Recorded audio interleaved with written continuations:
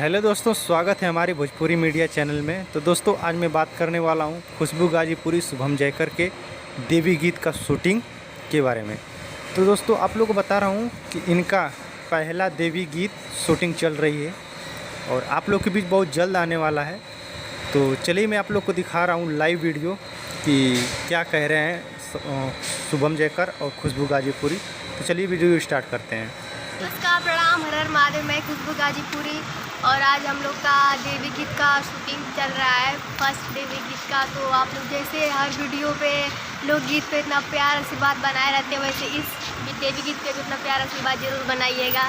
पहुँचे बस सबसे पहले बताना चाहूँगा कि अभी इस मतलब दुर्गा पूजा का हम लोग का सबसे फर्स्ट वीडियो आज शूट हो रहा है और बहुत लेट शूट हो रहा है क्योंकि हम लोग का मतलब ज़्यादा प्रोजेक्ट नहीं था। लेट हुआ है लेकिन सबसे ज़्यादा चलेगा।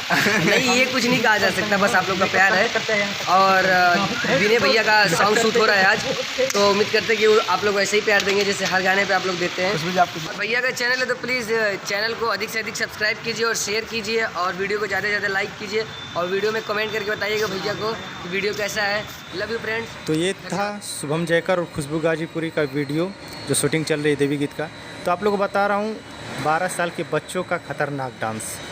तो इनका ज़बरदस्त वीडियो डांस था Bhojpuri web music Bhojpuri channel पे।